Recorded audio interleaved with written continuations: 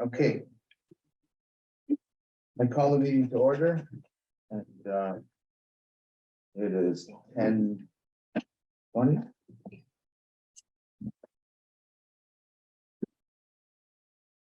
Our finance meeting went a little over, so I was a little bit late and Ian just went to the boys' room, so he will be right back.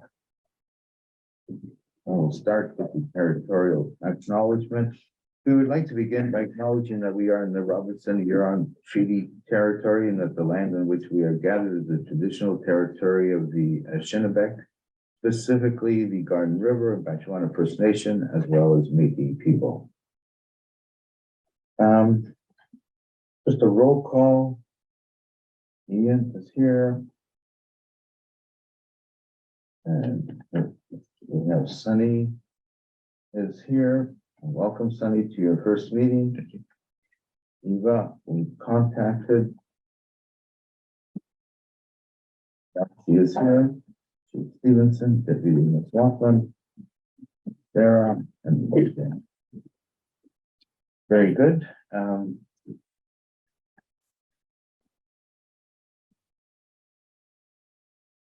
Senior Command, also Angela. We have Tom Gervais here. Lisa, everyone, welcome.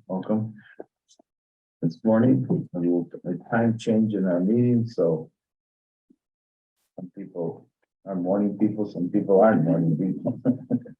I apologize if I'm not a morning person. Anyway, I'd like to welcome Sunny Spina as our new counselor, replacing Lisa Bezel Allen. We welcome him and we will begin our meeting by swearing Sunny in, and Sarah will do the honors there. And oh, don't you want me to go grab them? No. Are you sure? yes.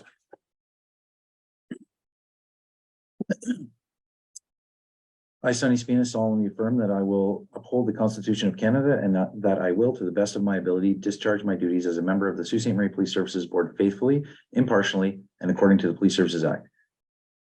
Any other act and any other regulation, rule, or bylaw.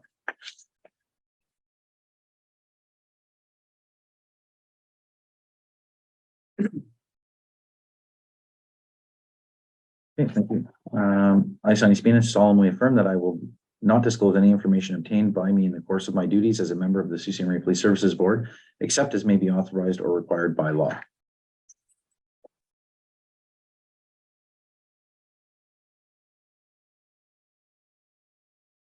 You are officially on the Police Services Board and welcome.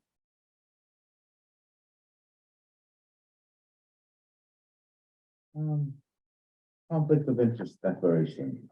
And I might, for Sunny's sake, I might explain some of these procedures as we go through, just so that we get familiar with the lingo after the first meeting, and we don't have to do that anymore, okay? Sure.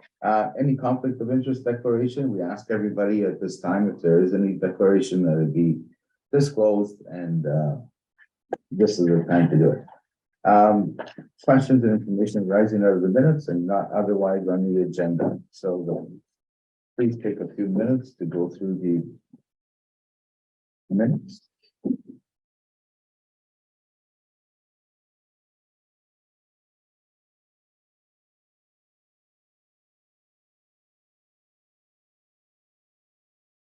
Adoption of the minutes for May 25th, 2023. I need a mover, Ian. I need a seconder, Marchie. Resolved that the minutes of the regular meeting as presented be hereby approved. All in favor? Approved. I don't know if I can vote on that. Can I vote on that? I wasn't here. I don't think I can vote on that. No, Yeah. that's fair. Thank you for that.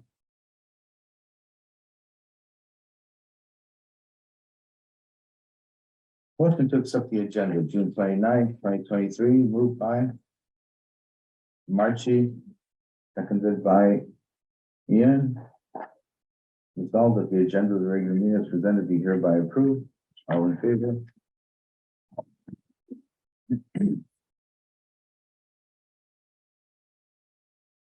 Communication and reports. This is information only. Certainly, if you have any questions regarding this, any information that is here, please feel free to ask them. If it's not on here, then we try to refrain, and we can always ask questions after the meeting if you so desire. Chief, go ahead. Okay, so we'll take you through the account ledger for the board account ledger.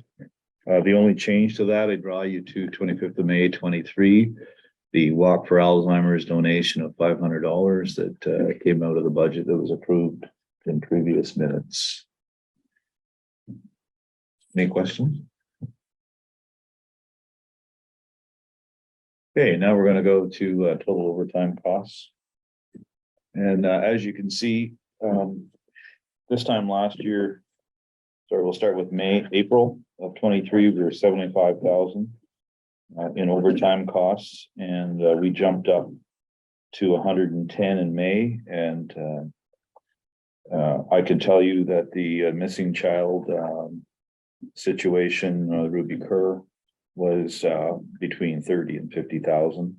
We also had an attempt homicide in that time period, as well as a significant warrant firearms and drugs case on 159 Wellington Street that took 2 days of surveillance and ESU callouts. As well, that wouldn't be captured here because this is just May. But on the 6th of June, we had a domestic incident at 222 Albert Street with a barricaded male. When we look at what we spent in May of 22, we see we're at 82. We're up to 110. So we are a little higher there based on those incidents I gave you that are driven by overtime. When you look at the running total, you can see that when we compare ourselves what we were last year to what we are this year in 22, we're at 453. We're at 459. A 6,000 variance shows that we're pretty well on pace with overtime spending as we go through the year in a cumulative perspective. Next graph that's before you is the 3-year monthly staff overtime shortage. In April, we were at 13. We went up to 17. That is accounted for by more people taking holidays, more sick time in the summer, training costs. We've had a couple courses here where we've offered training and whatnot. So that's accounted for the increase really from the 13 to the 17. This time last year, we spent 15. So we're in a 2,000 variance in terms of overtime costs due to staff shortage. The next one we see patrol. Monthly staff overtime again went from 7,000 to 13. A lot of that would be accounted for the Ruby Kerr incident where it was all hands on deck for 3 or 4 days. And I can tell you every member of the service was working during that time period as well as covering calls for service. Very busy time for sure. Chief, can I ask you one question about overtime Sure. costs? Yes. How do we calculate? I mean, please go to the chair. And, Sorry, you're correct. You're correct. My fault. I just want to ask one question about overtime costs. How we're calculating it. Is it total cost per hour, or are we, when we're saying 30,000 to 50,000 for missing person, is that the total cost, or is that the above and That's overtime only. So if someone makes $10 an hour, that's the extra 5? So Or is just that like the when 15? you were here, the reality would be you put in overtime for a certain incident, Yeah. that incident's tracked, that's your overtime costs by FTE. So the total hour or just the overtime portion of that hour? It's the total cost of the cost. overtime. Okay, perfect. Thank you. So, yeah, and just for all members, please direct your questions through the chair so that we can ask our chief or guests. Okay. The next slide is where we sit financially. And Angela, could you just give us a quick high overview of where we sit? Sure. So this is the May 31st, 2023 report. This just basically shows you what we've spent to the month of May, and then what our 2023 budget is. So it gives you the variances in dollar amounts, and it gives you the variances in percentages. When we get into caucus, I'll go into a little more detail with the projection, but for now, we're on track with where we're supposed to be in the budget. And yeah, other than that, I have a bit of projection for the So the good news as chief is that we are where we think we should be financially in terms of our spending. And that's inclusive, Sunny, for everything. That's Yeah. overtime, capital costs, the whole 9 yards. And so you all know, and maybe Sunny doesn't know this, but we, last year, we started a finance review committee that occurs quarterly. And what we do is we look at where we are in the first quarter. This would be the second quarter, sort of. We're going to, as a result of our finance committee meeting just prior to this, we're going to hold another one end of August. So that way, as we discussed, if there's things that I have in my control that I can hold off before the end of the year, calendar year, we can start to make those decisions. There isn't a lot sometimes, is really what drives our costs are incident driven overtime. But there's other areas where we can sort of pull back to show that we've done our due diligence as a chief and a board. So that seems to be working out quite. And we have discussed as well for the council members here, that Angela worked with the city with any kind of presentation that is required that would probably be coming in October, November, so that we're well in advance of any due dates that would happen in September, October, so that we can bring forth our information when city council starts their deliberations as well with the finance committee. So we're keeping an eye on it. Chief? I'm going to take you to our use of force reports. These are obligated by the ministry. So you can see between April and May in incidents in your first column there, we went from 11 use of force incidents to 10, pretty comparable. Number of reports went from 21 to 17. Firearms pointed went from 25 to 17. So that's down. We go to the less lethal use of force options underneath. You can see the conducted energy weapon was displayed between 4 in April and 8 in May. And if you follow through, you'll see each one of those summary of the 23 incidents are before you there. Again, this is information only. So the total number of use of force reports January to May this year was 74. The total use of force reports in 22 this time was 59. So we are a little higher than we were this time last year. Going on to public complaints, you can see the same sort of scenarios. They're described below for you through OIRPD. And we've had 10 new complaints. You can see them below. When we look at the cumulative total, you see that we had 20 this time last year. We have 34 this year, and I'll ask Deputy McLaughlin if he can speak to reasons for that increase. Thank you, Chief. So of the 34 complaints total, you see as of this report, June 29th, 23. There are 3 individuals who account for a significant portion of those complaints, and the reason that they're over it from last year, aside from just like randomly, fluctuating. One individual is responsible for 7 complaints. That individual has had contact with the Sault Ste. Marie Police Service approximately 20 times this year alone. So that accounts for 7 of those complaints. One other complaint is related to the same person. So there's a scenario where 2 people who can't get along continually call the police, and regardless of the action the police take, one of those people is not happy. So 8 of those complaints as a result of 2 people in a continuous unresolvable dispute.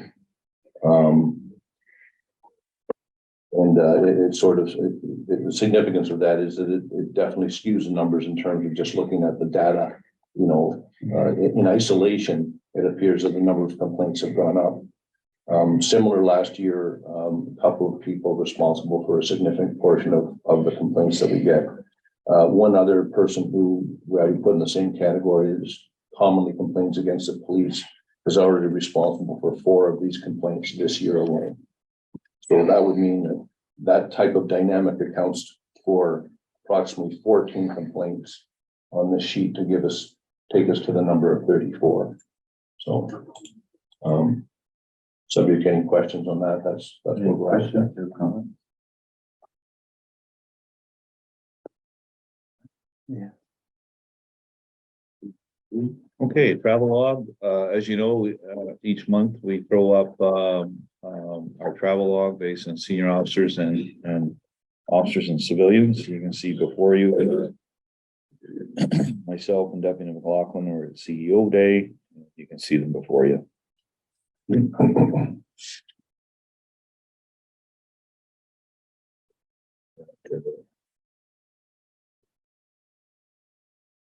Any questions there?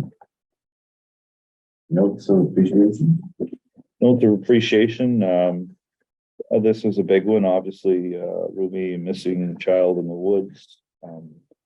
And Inspector Dewar, was significant, and our search master, Sergeant Greg Valley did an incredible job in finding this young girl. And we received a nice note from the family members wishing to thank police services entire staff, and that's uniform, civilian dispatchers, experts, and I have to also include a special thanks to the Ontario Provincial Police for jumping on board immediately.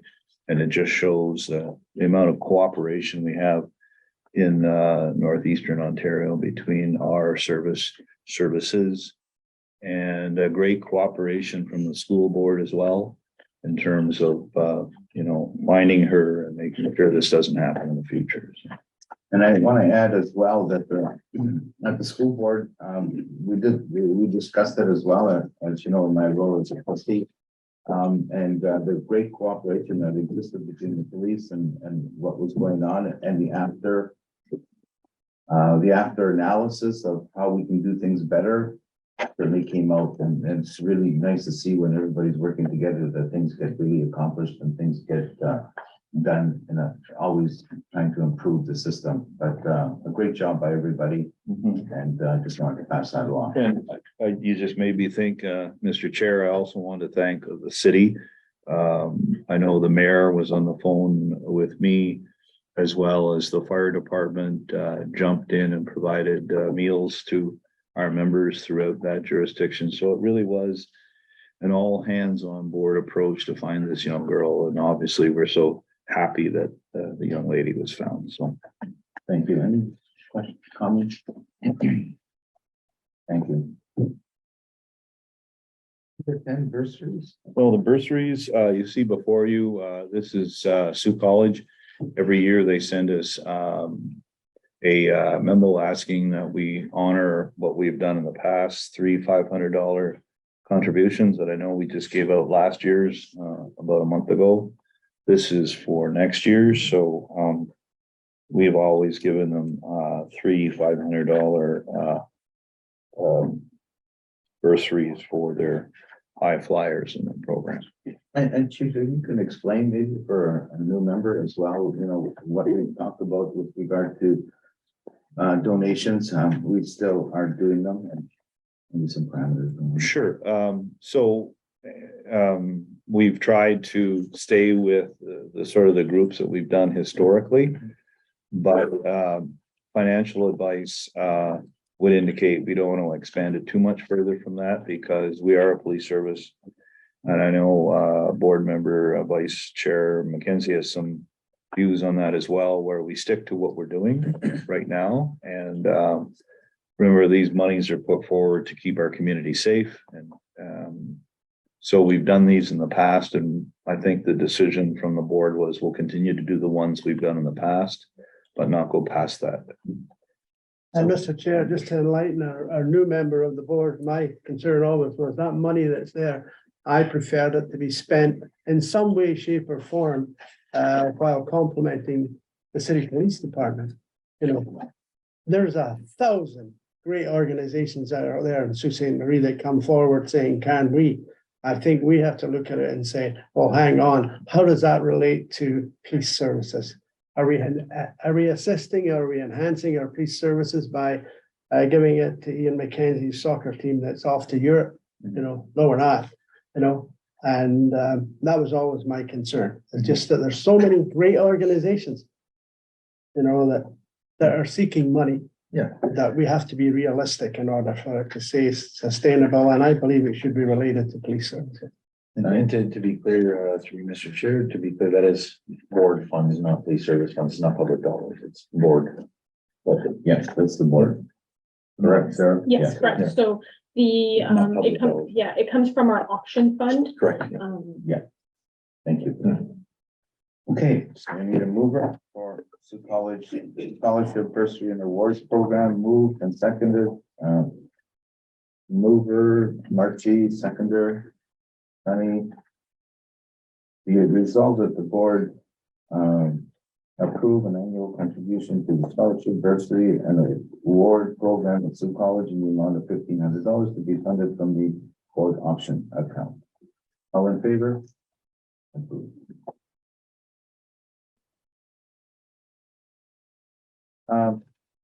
New business again. Just to explain what new business is, for the first time. New business is anything that is related to the agenda, to further that agenda work that we've completed today. Any new business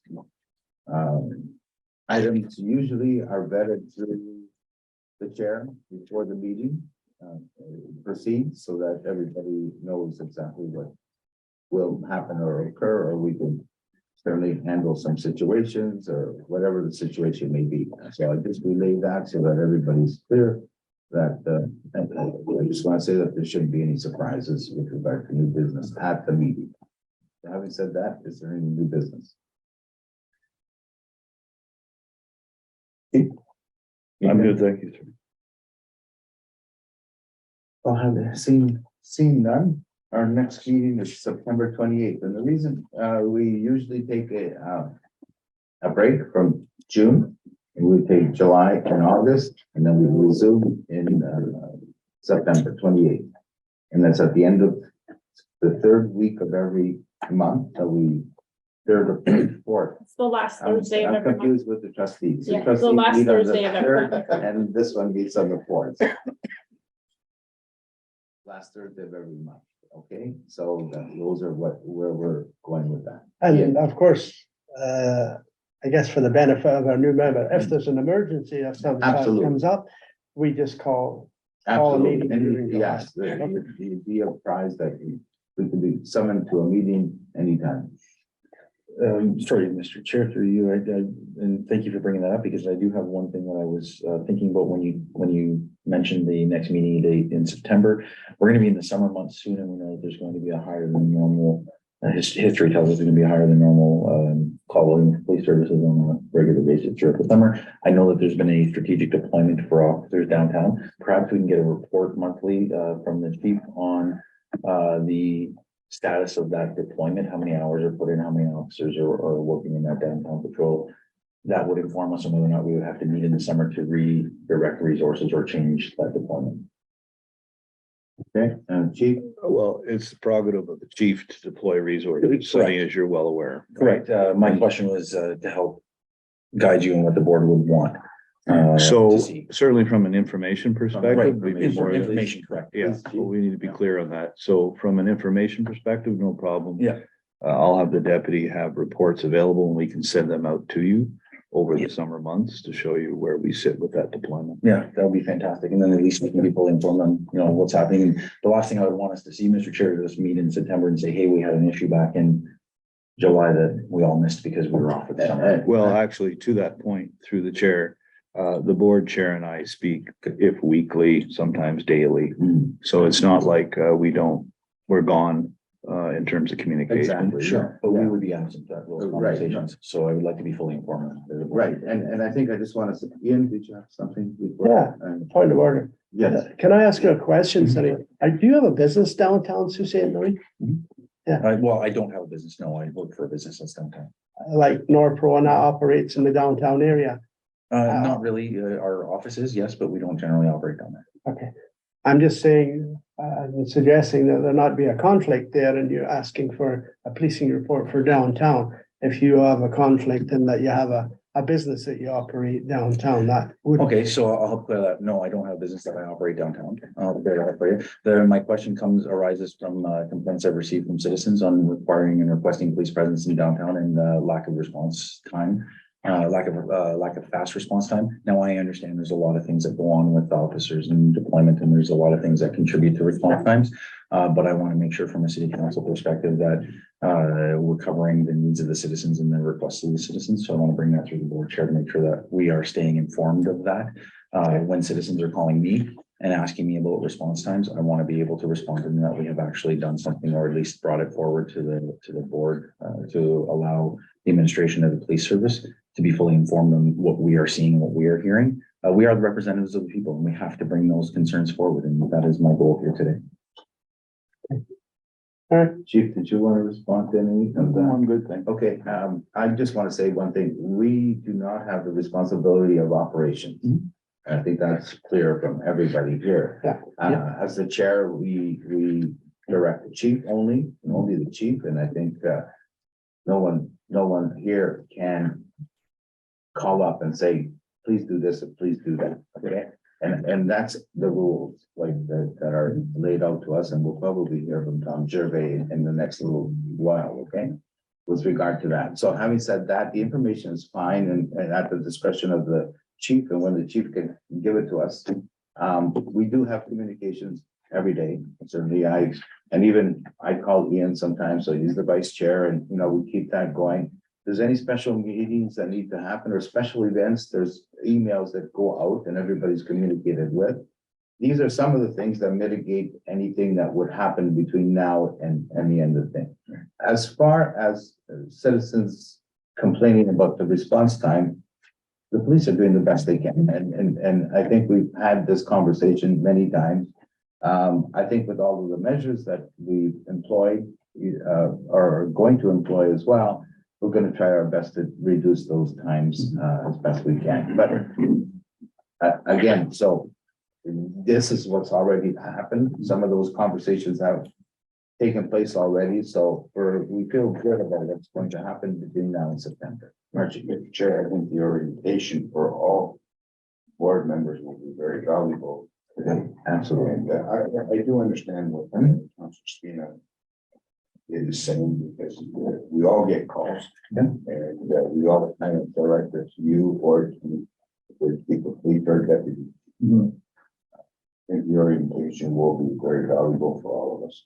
Perfect. It would be valuable for us as city representatives to be able to inform the public that, yeah, these steps were taken and here's what the results were. We're seeing them on a regular basis. We're seeing that there is a reduction in calls, a reduction in wait times. There is officers addressing calls. That information would be valuable for us and would actually free up police resources because we wouldn't have people calling here. And the information is what we're talking about, Right. because the actual direction and the guidance of the incident will be guided by the police. Deputy, who's in charge of the operation part of it, and the chief itself. Yeah, absolutely. Good. Thank you. Any other questions or comments? Our next official meeting is September 28th, and if anything else happens, we will inform you. Adjournment time, I need a mover and a seconder. Moved. Sunny, and seconded by Ian. The regular meeting is adjourned, and the board enter into conference. Thank you.